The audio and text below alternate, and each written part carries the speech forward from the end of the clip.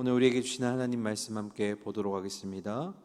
주시는 말씀은 베드로전서 5장 5절부터 11절까지 말씀입니다.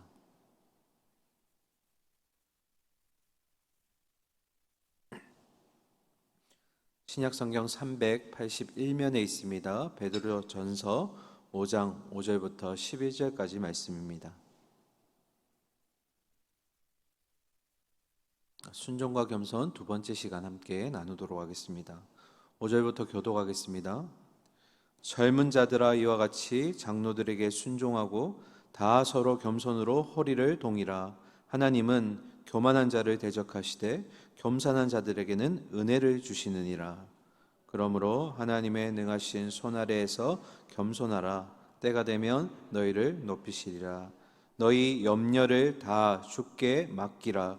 이는 그가 너희를 돌보심이라.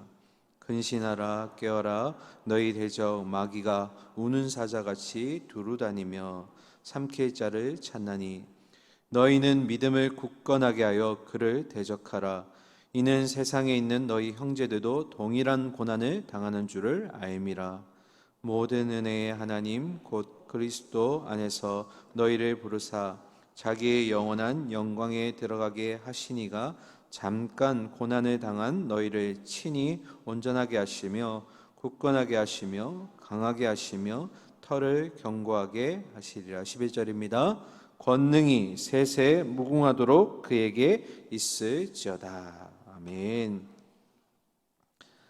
지난 금요일에 이어서 우리 베드로전서 통해 겸손과 순종에 대해서 한 번 더 말씀 나누도록 하겠습니다. 새벽 시간이라 조금 부담스러울 수 있지만 구조가 중요하니까요. 제가 한 번 더 설명드리고 본문 보도록 하겠습니다. 우리 지난 시간까지 5장 1절부터 5절까지의 내용 보셨는데요. 한번 체크하실 수 있으면 볼펜으로 체크하셔도 좋을 것 같아요. 5장 1절부터 4절까지는 이 고난을 당하고 있는 교회, 특히 교회 지도자들에게 어떻게 하면 될 것인가에 대해서 권면했던 내용이었습니다. 하나님의 양무리를 칠 때 어떻게 할 것인가. 그리고 5절 상반절까지가 젊은이들아, 젊은 자들아 해서 교회 지도자들 말고 일반 성도들에게 주는 권면이었습니다. 그리고 5절 중반절부터 시작되는 내용, 우리가 11절까지 읽었는데요. 이 내용은 지도자이든 아니면 일반 성도이든 모든 교회의 성도들에게 주는 베드로의 권면인데요. 지난 시간에 우리가 겸손하라 라는 내용 배웠죠. 서로 허리를 동이라. 무엇으로요? 겸손으로. 그런데 내용을 자세히 보시면 그 서로 겸손하라는 것은 교회 지도자가 되었던 아니면 성도가 되었던 교회 모든 성도들이 서로 겸손하라는 우리 사이의 겸손을 얘기하는 것이고 5절 하반절부터는 이제 겸손하라라는 내용이 주된 내용인데요. 이때의 겸손은 하나님 앞에서 우리가 겸손해야 된다라는 내용으로 지금 내용이 채워져 있습니다.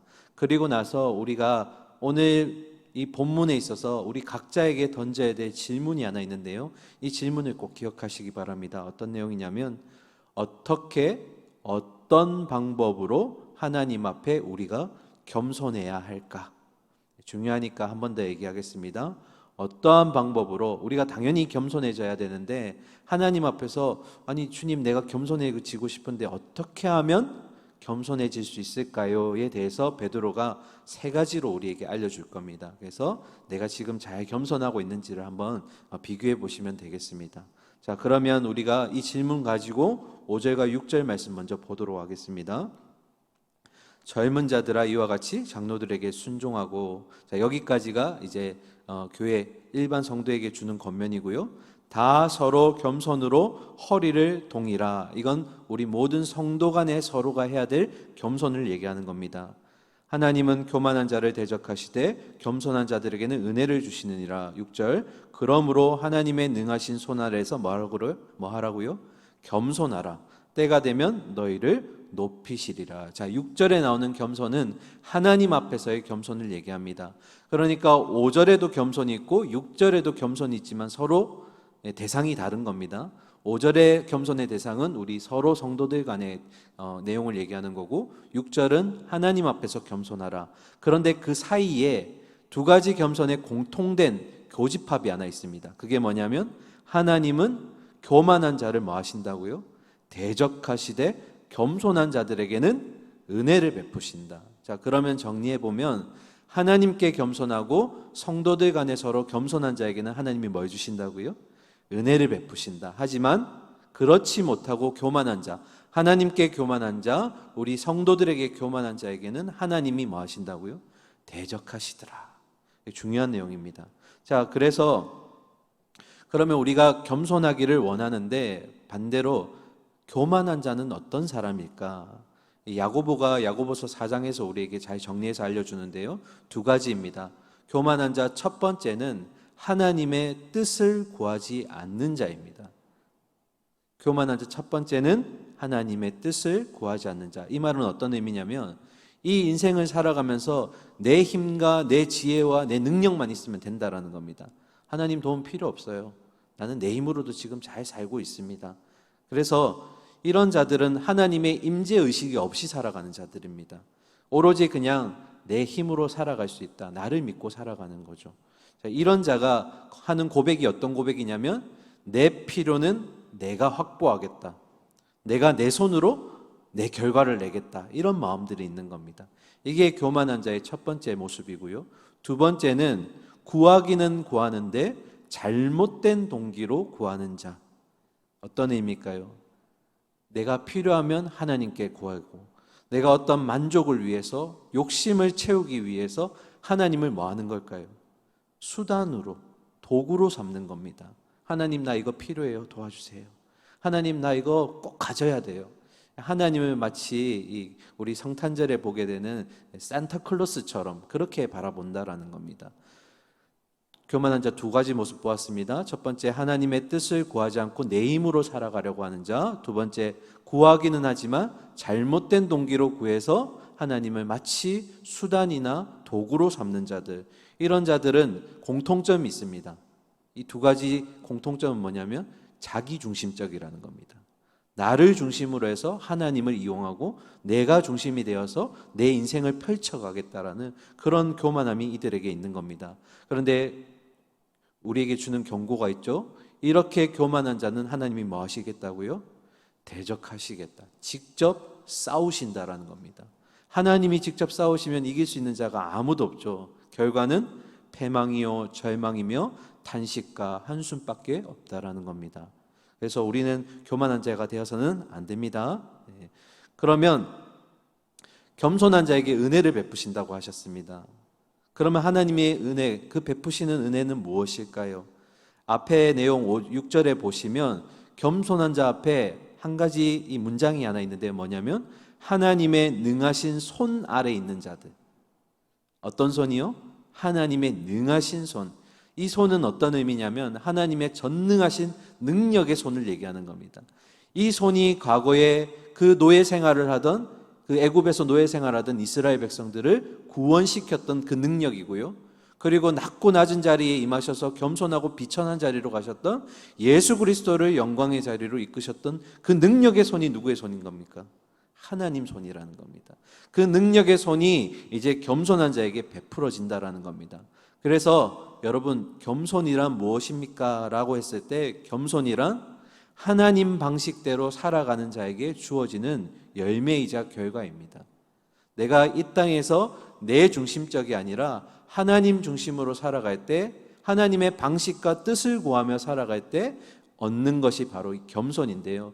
그러면 겸손한 자의 고백은 이렇게 되겠죠. 하나님, 저에게는 이 필요함에 대한 능력이 없습니다. 이 능력을 베푸실 수 있는 분, 은혜 주실 수 있는 분은 오직 누구요? 하나님밖에 없습니다. 이렇게 고백할 수 있는 자가 바로 겸손한 자가 되는 것입니다. 자, 그러면 겸손한 자에게 주시는 은혜가 있다 했는데 겸손한 자의 그 은혜는 무엇일까? 6절 마지막에 보실까요? 뭐라고 되어 있나요? 겸손하라. 때가 되면 뭐 한다고요? 너희를 높이시리라. 때가 되면 우리를 높여주신다라고 하였습니다. 베드로가 우리에게 고난받는 가운데 겸손하라고 하는 이 권면은 참 어떻게 세상에서 보면 이해할 수 없는 내용입니다. 왜냐하면 세상에서 우리가 힘들고 어려울 때는 세상적인 방법은 뭡니까? 보통은 맞서 싸우죠. 이기려고 합니다. 그런데 베드로는 어떻게 권면하는 겁니까? 맞서 싸우지 말고 내 뒤에서 일하고 계시는 하나님을 의지하라고 얘기하는 겁니다. 하나님께 다 맡겨라. 그러면 하나님의 전능하신 손이 우리를 붙들 것이고 우리의 낮은 자리를 어떻게 해요? 높이실 것이다. 마치 누구처럼요?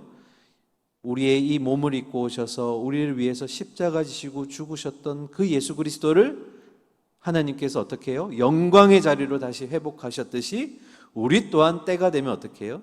높이실 것이기 때문이다. 누가요? 하나님이 그렇게 하실 거니까 맞서 싸우지 마라. 하나님께만 의지하고 하나님께만 도움을 구하는 겸손한 자가 되라. 지금 베드로가 지금 그렇게 권면하는 겁니다.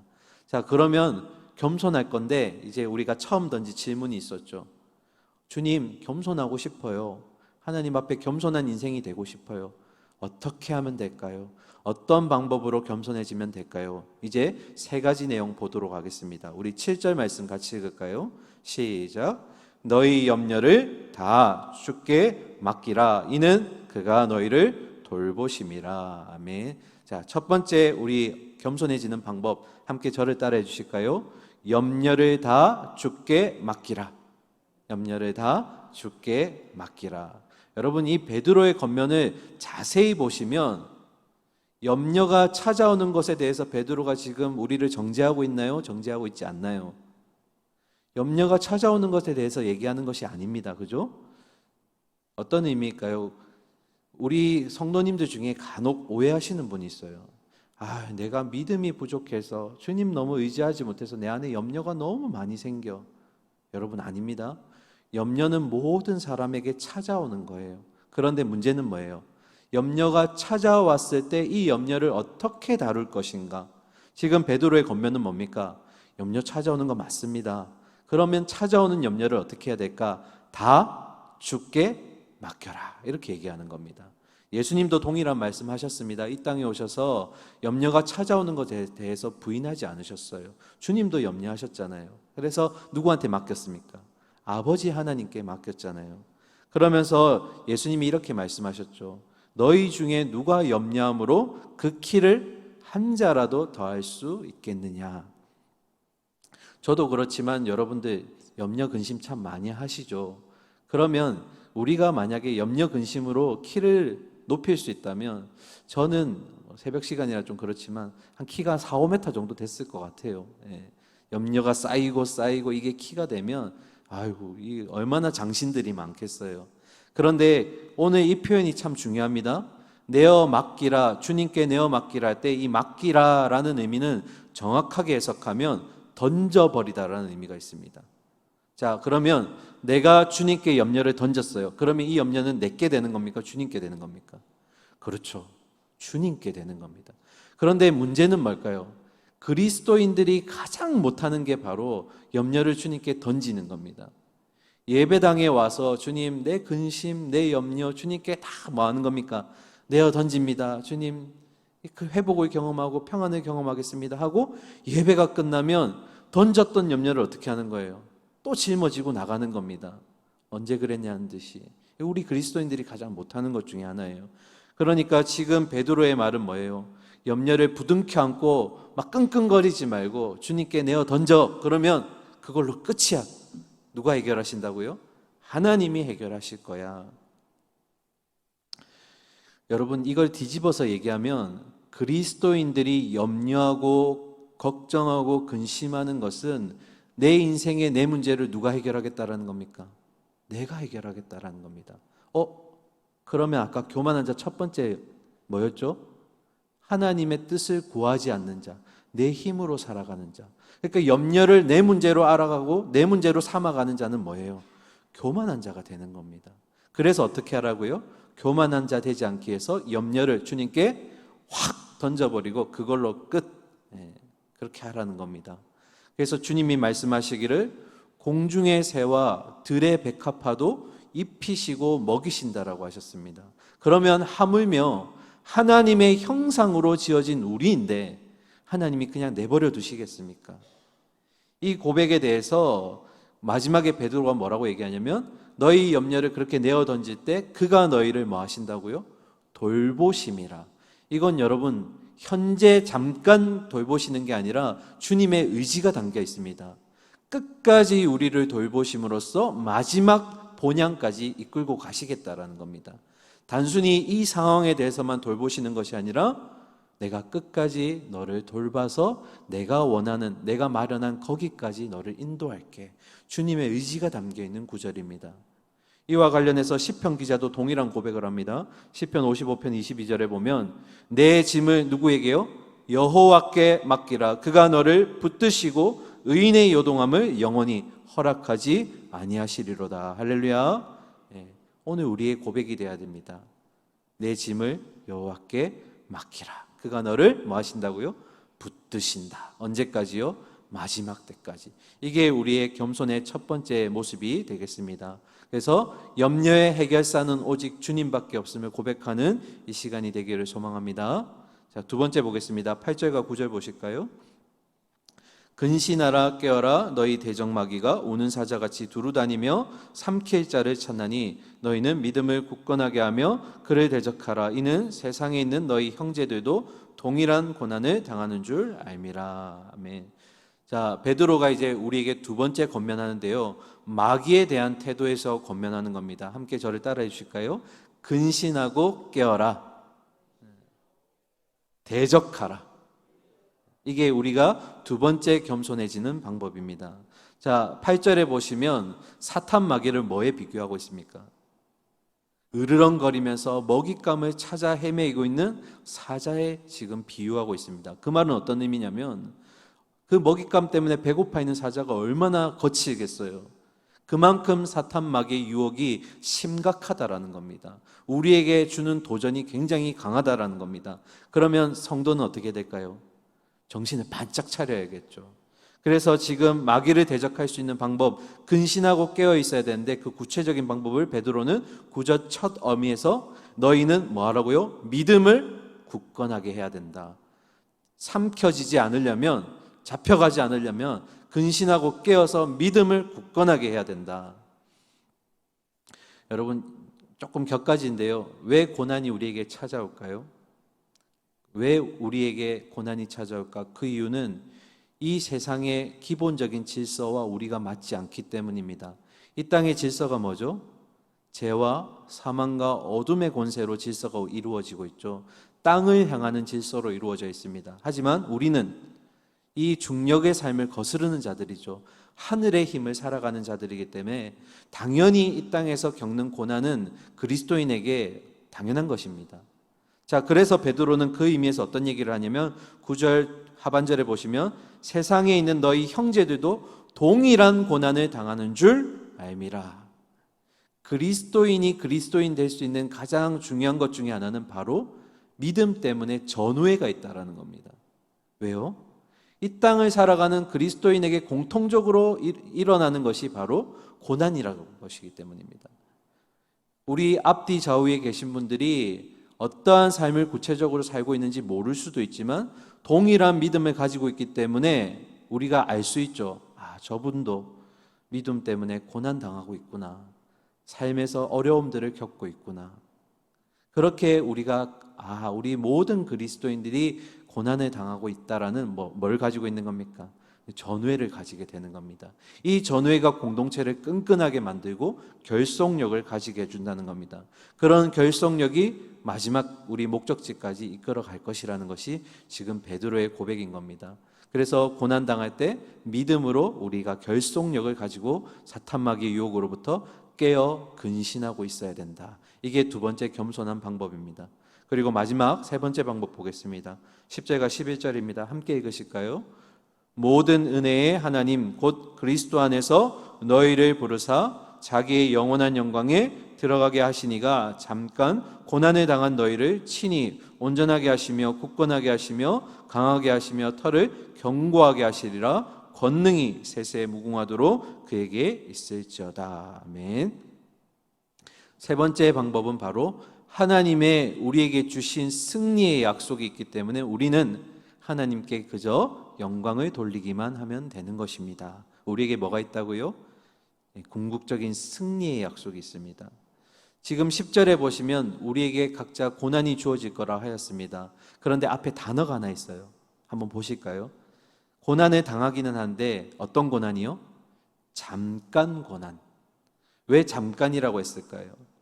이 땅에서 우리가 고난 때문에 참 많이 힘들지만 우리가 나중에 받게 될 그 영원한 유업과 하나님 나라에 비하면 이 땅에서의 고난은 너무나 잠깐이라는 겁니다.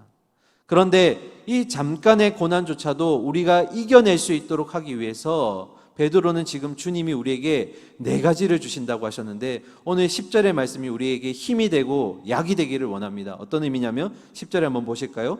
잠깐 고난당하는 너희를 친히 첫 번째 온전하게 하시며 두 번째 굳건하게 하시며 세 번째 강하게 하시며 네 번째 털을 견고하게 하시리라. 이게 우리에게 주신 힘이에요. 주신 믿음으로 고난을 극복하기 위해서 내 힘으로 하는 것이 아니라 주님이 이 4가지를 주시겠다라는 거예요. 온전하게 하시겠다는 건 어떤 의미냐면 원래의 상태로 회복시켜 주시겠다라는 겁니다.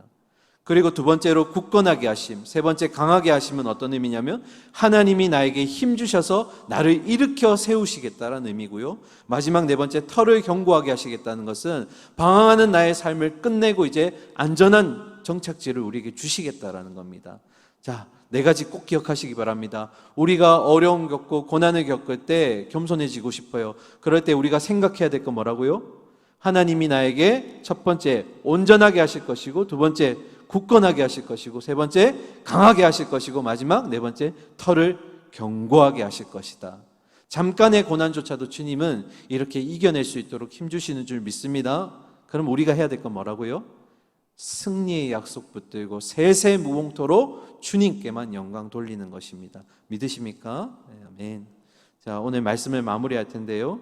어떻게 하면 어떤 방법으로 하나님께 겸손할 수 있습니까? 3가지 방법 보았습니다. 첫 번째, 우리의 모든 염려를 하나님께 어떻게 해요? 내어 맡기라. 정확한 의미는 내어 던져라. 던지고 나면 이제 내 것이 아닌 겁니다. 하나님만 의지하라는 내용입니다. 두 번째, 마귀의 유혹에 믿음으로 근신하고 깨어 있어라. 그리고 마지막 세 번째, 우리를 부르시고 그 믿음 때문에 우리가 받는 고난에 대해서 하나님이 어떻게 하신다고요? 온전하게 하시고 굳건하게 하시고 강하게 하실 것이고 털을 견고해야 하실 것이기 때문에 우리가 그 마지막 약속을 기대하며 우리는 하나님께 영광만 구하고 시선이 하나님께만 향해 있어야 된다. 이 3가지 겸손의 모습들을 보았습니다. 사랑하는 우리 새벽의 성도님들, 이 3가지 권면 꼭 기억하셔서 믿음과 소망으로 우리 각자에게 다가올 고난을 잘 이겨내실 수 있는 우리 인내의 달인들, 경고의 달인, 믿음의 달인들 되기를 간절히 소망하고 축원합니다. 함께 기도하겠습니다. 사랑과 공의 하나님, 오늘도 이 새 하루를 주시고 새벽에 예배의 자리로 주님 우리를 불러주셔서 감사드립니다. 하나님, 오늘도 주신 말씀 붙들고 나아가겠습니다. 우리 각자가 주시는 생업의 자리가 다르고 또 가정과 또 사업터와 모든 여건들이 다 다르지만 그리스도인이기 때문에 받게 되는 고난에 대해서 오늘 주님 말씀하시기를 모든 염려와 걱정들을 주님께 맡기라고 하셨고 그리고 우리의 염려와 걱정들을 맡길 때 주님 고난에 임하는 우리에게 힘 주시고 강함 주시고 털을 견고히 해주시겠다라는 주님의 약속이 있는 줄 믿습니다. 오늘도 그 약속 붙들고 우리에게 주어진 자리로 나아가겠습니다. 하나님, 사명을 더욱더 아버지 잘 지킬 수 있게 하시고 우리의 그 사명의 자리에서 주님이 우리와 함께 하시면서 우리를 지켜 보호하여 주신다라는 이 믿음의 고백이 우리의 삶의 자리에서도 함께 동일하게 고백되게 하여 주시옵소서. 오늘 새벽에 나오신 성도님들, 오늘 우리에게 주신 이 새 하루 가운데서 주님과 동행하면서 주님 주시는 은혜로 충만할 수 있는 기쁨의 하루 될 수 있기를 소망합니다.